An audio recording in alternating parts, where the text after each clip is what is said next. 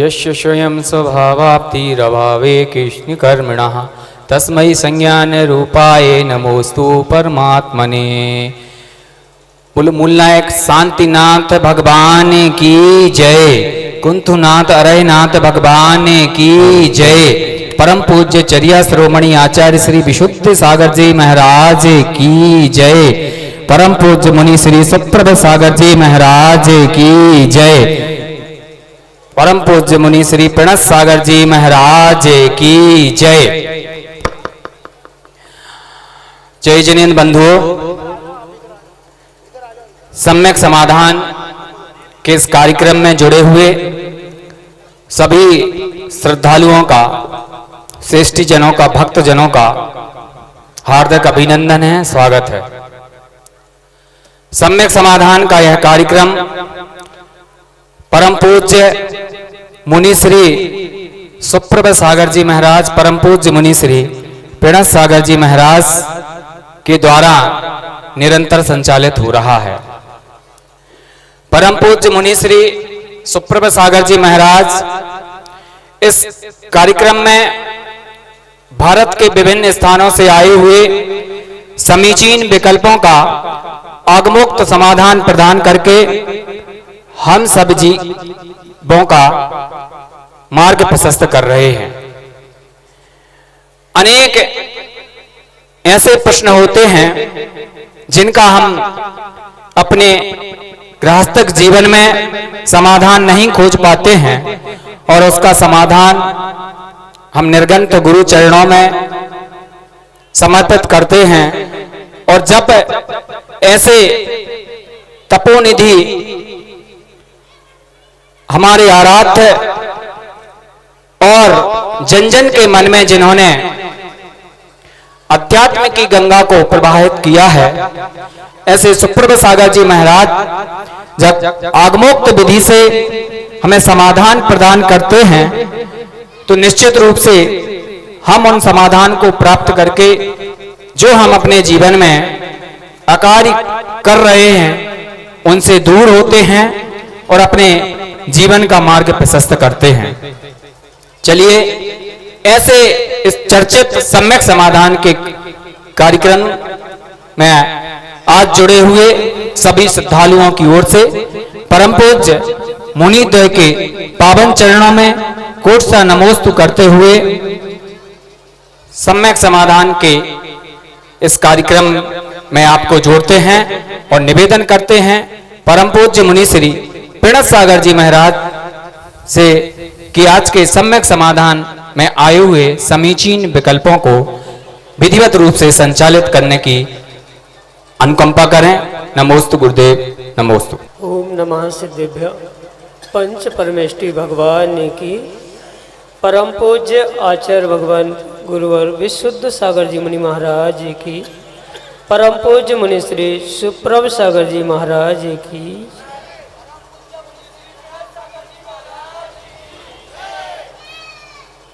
संसारी जीवों के मन में उठते प्रतिपल अनेकानेक विकल्प और उन विकल्पों से व्यथित मन तभी निर्विकल्प हो सकता है जब उन विकल्पों का सम्यक समाधान एक निर्ग्रंथ गुरु के मुखार बिंदु से हमें प्राप्त होता है।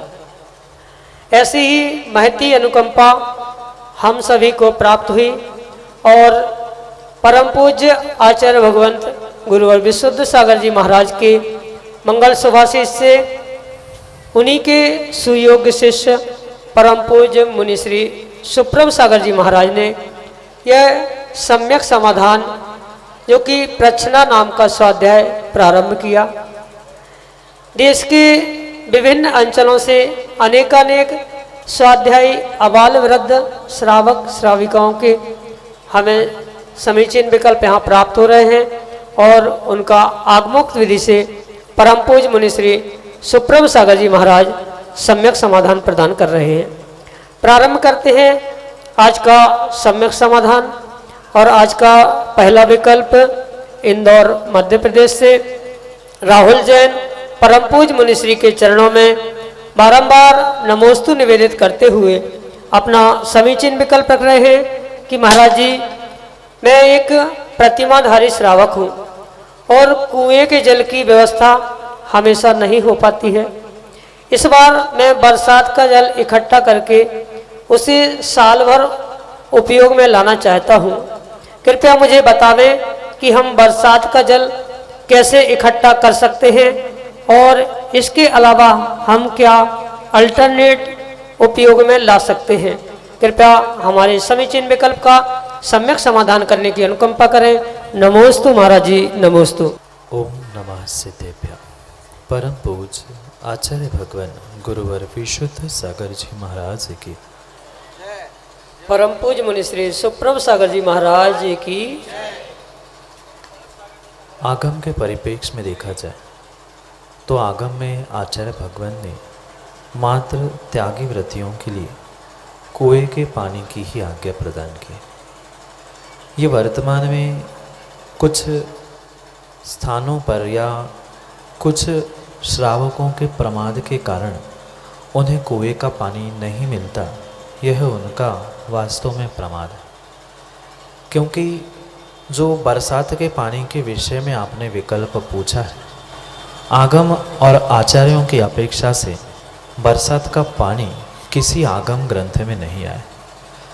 जो ठीक है, आपने व्यवस्था बनाई है, आप उस बरसात के पानी से इस चतुर्मास में आपने अपनी प्रतिमा का निर्वाह किया है, पर कायदे से पानी की विलछानी जब तक यथास्थान पर नहीं पहुंचती तब तक वह पानी छना हुआ माना नहीं जा सकता। भले ही हम ये कह दें कि वर्तमान में कुएं कम हो गए हैं, पानी नीचे पहुंच गया है, आदि अनेक हमारी प्रमाद जन्य बातें हो सकती है, पर उन बातों को या हमारी स्वयं की कमज़ोरी को कभी भी हम आगम की बात नहीं कह सकते। इसलिए ये आपकी विषम परिस्थिति माने या आपकी कमज़ोरी, आपका प्रमाद माने, तो आप अपने प्रमाद से, कमज़ोरी से जो कर रहे हो वह तक ठीक है, पर किंचित भी आगम के परिप्रेक्ष्य में बरसात का पानी किंचित भी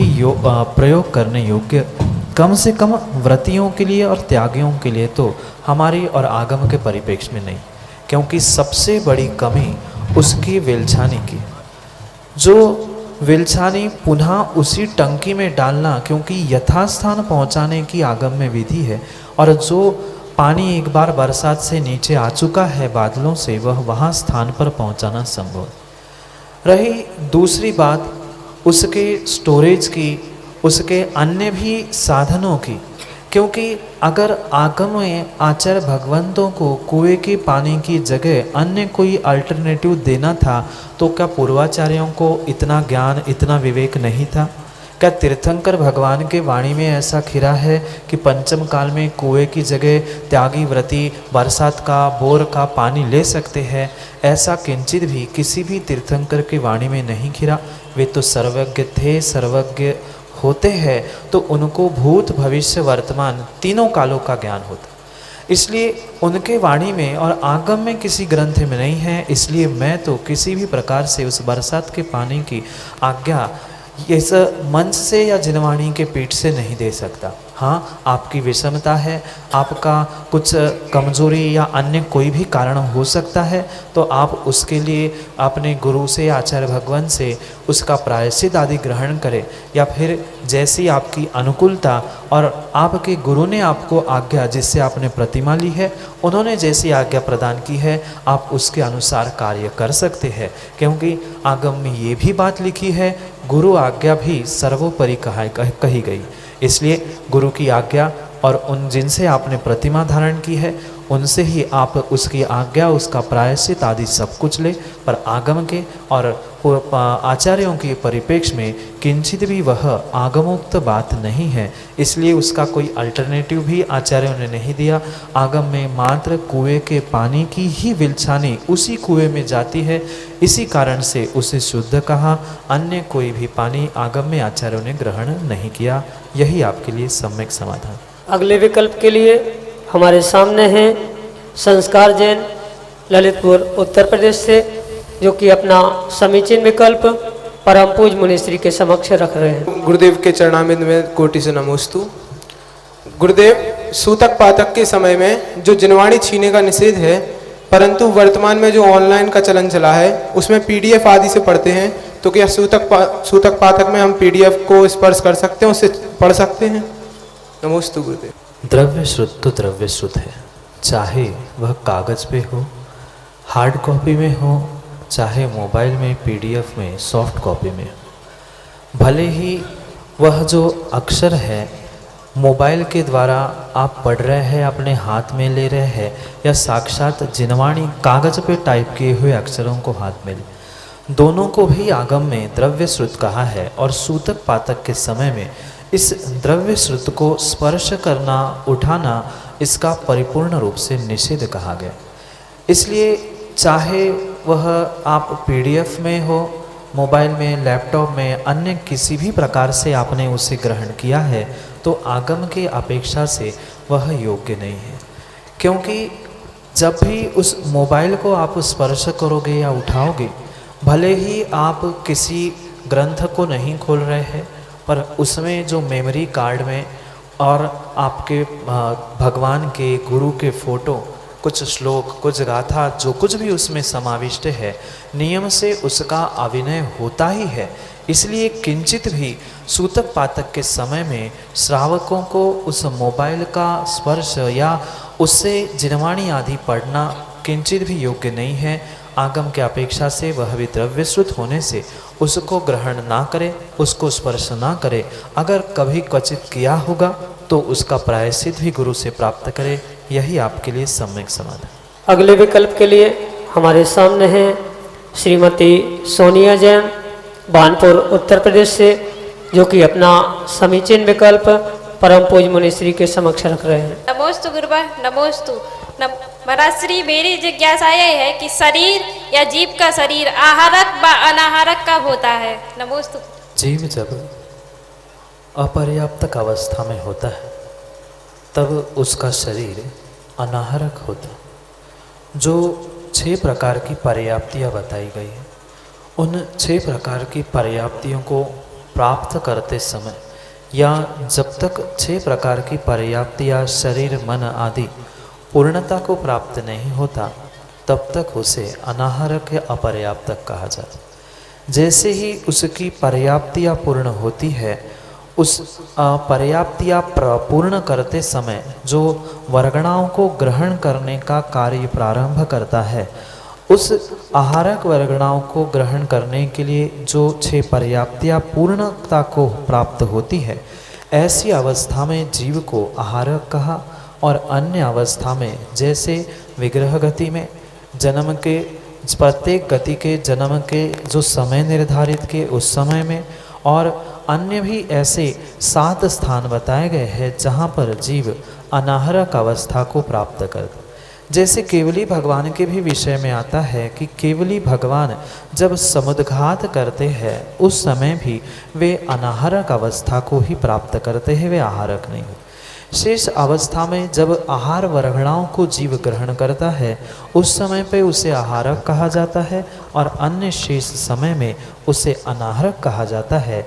यही जीव के आहारक अनाहरक के विषय में आपके लिए सम्यक समाधान। अगले विकल्प के लिए हमारे सामने हैं ब्रह्मचारी रविंद्र जी, मेहरौनी उत्तर प्रदेश से, जो कि अपना समीचीन विकल्प परम पूज मुनिश्री के समक्ष रख रहे हैं। हे स्वामी, वर्तमान में कोरोना जैसी महामारी चल रही है, ये 8 कर्म और 148 प्रकृतियों में कौन सी बीमारी है, कौन सा कर्म है, और आयुर्वेद के हिसाब से वात पित्त कफ में ये किसे प्रभावित करती है, उसका सम्यक समाधान देने की कृपा करें, जिससे हम लोग इस बीमारी से बच सकें।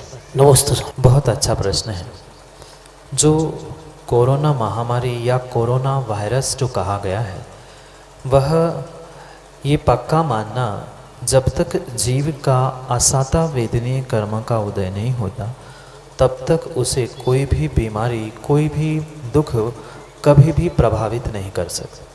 जो 8 कर्म कहे हैं उसमें जो मुख्यतः से सुख दुख का वेदन कराने वाला जो वेदनीय कर्म है, उस वेदनीय कर्म की असता यानी दुख देने वाली प्रकृति का उदय आने पे जो कोरोना जैसे वायरस का निमित्त मिलने पर जो आत्मा में शरीर के कारण से पीड़ा कष्ट दुख परेशानी पहुंच रही है, उसको ही आप वर्तमान में कोरोना महामारी, कोरोना वायरस, बुखार आदि सब कुछ कह सकते। ये उससे बचने के लिए अगर आपको वात पित्त कफ में से कोई विषय को समझना है तो उस विषय को हमें मुख्यतः से किसी डॉक्टर के पास पहुंचकर समझना होगा।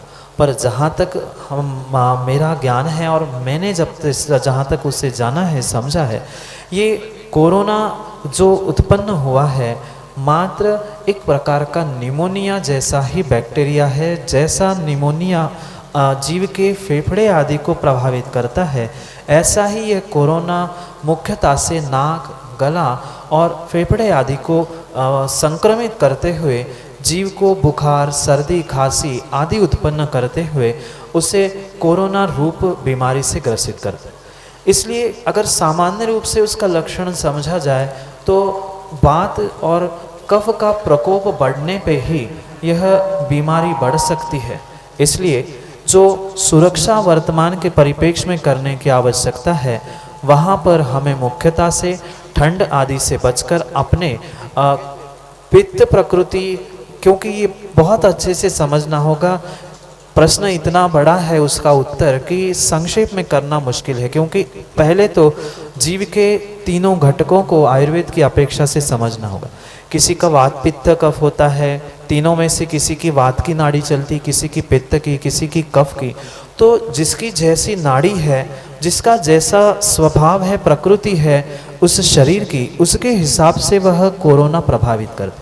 पर ये सब कुछ व्याख्यान निमित्तक हो सकता है, चाहे वात पित्त कफ का प्रकोप कह दो, चाहे कोरोना बैक्टीरिया या जीवाणु कह दो, ये सब कुछ निमित्तक बात है।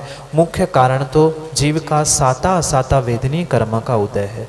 कुछ ऐसे भी जीव वर्तमान में होंगे जिनको कोरोना होके भी ठीक भी हो गए, उनने ना जांच कराई ना उन्हें पता भी चला, पर उनको ही वह कोरोना प्रभावित करता है। जिनके असाता वेदनीय कर्म का तीव्र उदय होता है, उनको ही वह प्रभावित करके किसी के लिए वह पर्याय को नाश करने वाला, किसी के लिए कुछ दिन क्वारंटाइन करने वाला, अनेक प्रकार के कर्मों के अनुसार असाता, मुख्यतः से असाता वेदनीय कर्म का उदय और शेष अन्य भी उसके साथ साथ नाम कर्म की प्रकृति आदि सब कुछ समझने के उपरांत ही हम उसका विश्लेषण या विशेष व्याख्यान समझ सकते हैं। संक्षेप से अपने आप को इन जो कफ प्रकृति वालों को ठंड आदि से बचकर सर्दी, जुकाम, बुखार, निमोनिया आदि जितनी बीमारियों के लिए जो परहेज रूप डॉक्टर ने बताया है, उससे आप अपनी इस कोरोना बीमारी से सुरक्षा कर सकते हो।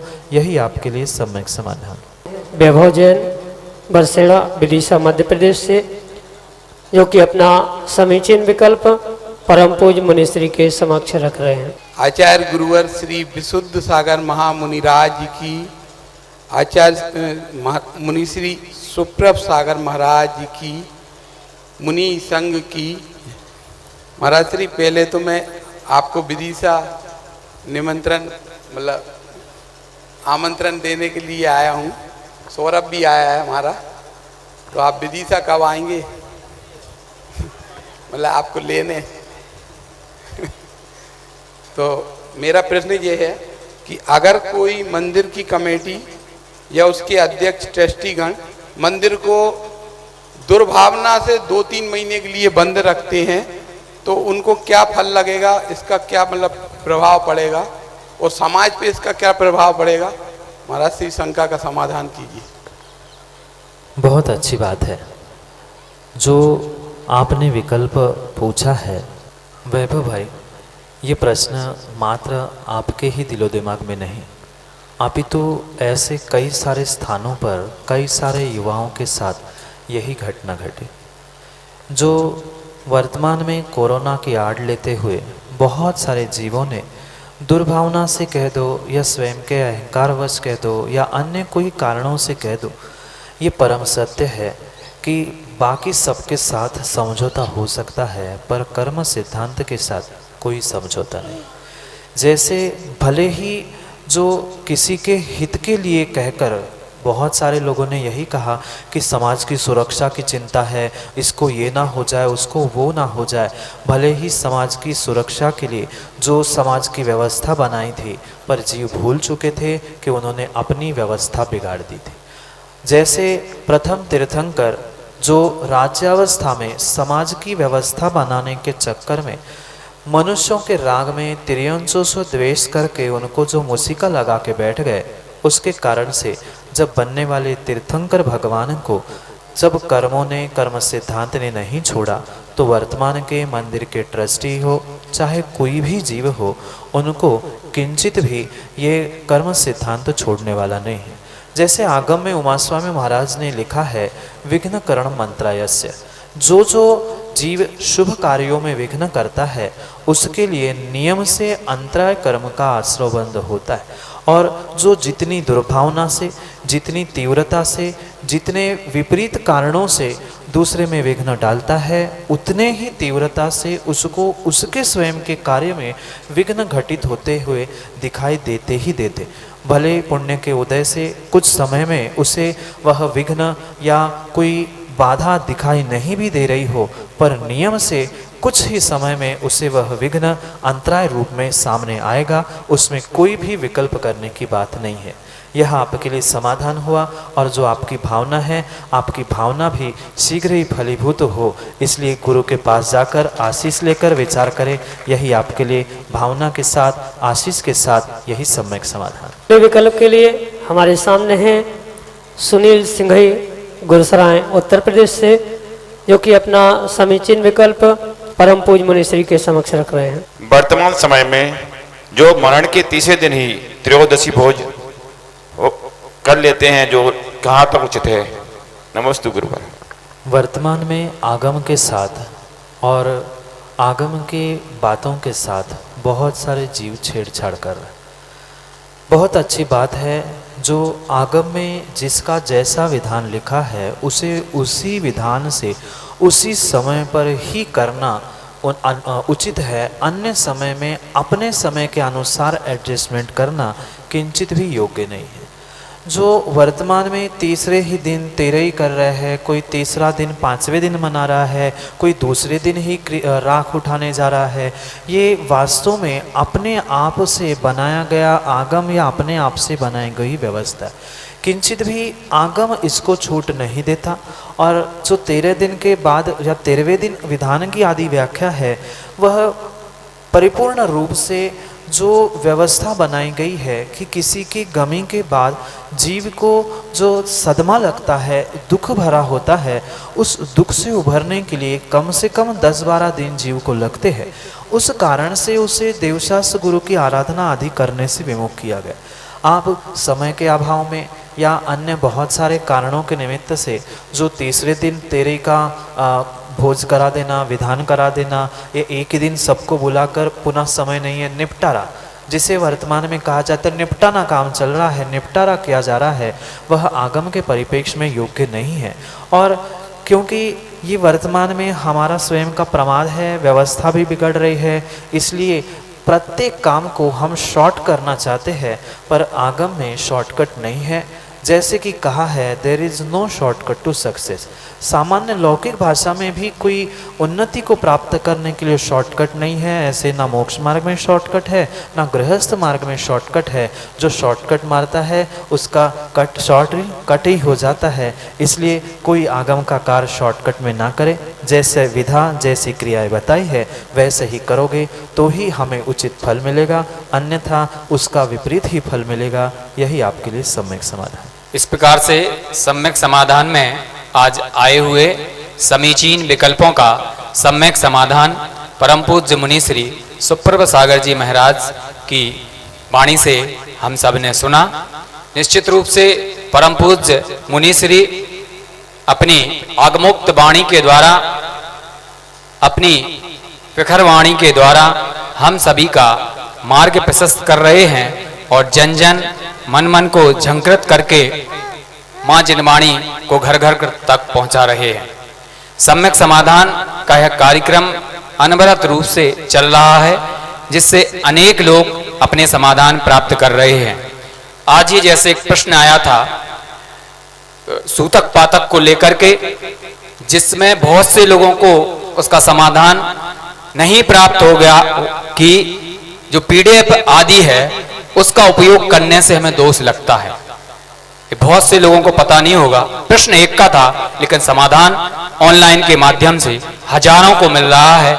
ऐसे परम पूज्य मुनि श्री सुप्रभ सागर जी महाराज, जो अपनी अध्यात्म धारा और अनेक विविध जैन मांगमाई के आए हुए समीचीन विकल्पों का समाधान प्रदान करके हम सभी का निरंतर मार्ग प्रशस्त कर रहे हैं। आज के इस कार्यक्रम में जुड़े हुए सभी श्रद्धालुओं की ओर से परम पूज्य मुनि द्वय के चरणों में नमोस्तु करते हैं और आज के इस कार्यक्रम को यहीं संपन्न करने की अनुमति मांगो। उससे पूर्व निवेदन कि हमारे चैनल की स्क्रीन पर जो व्हाट्सएप नंबर एवं ईमेल आईडी प्रसारित किए जा रहे हैं, उन नंबरों पर भी आप अपने प्रश्न हम तक प्रेषित कर सकते हैं। वह नंबर है 8707548811। दूसरा नंबर है 7415306441। हमारी ईमेल आईडी है samyak.samadhan@gmail.com। साथ ही आपसे अनुरोध है कि सुप्रभ आवाज यूट्यूब चैनल एवं सुप्रभ आवाज फेसबुक पेज को लाइक अवश्य करें, ताकि परम पूज्य मुनि द्वय की पावन सन्निधि में प्रतिदिन हो रहे प्रभावनामयी आयोजनों की इस श्रृंखला से आप सभी लाभान्वित होते रहें। आप परम पूज्य मुनिश्री के प्रवचन जिनवाणी चैनल पर शाम को 7:40 पर अवश्य सुन करके लाभान्वित हो। आज के इस कार्यक्रम में जुड़े हुए सभी श्रद्धालुओं की ओर से परम पूज्य मुनिश्री के चरणों में नमोस्तु पूर्वक आज के इस कार्यक्रम को यहीं संपन्न करने की अनुमति चाहेंगे। बोलो परम पूज्य मुनिश्री सुप्रभ सागर जी प्रणत सागर जी महाराज की जय।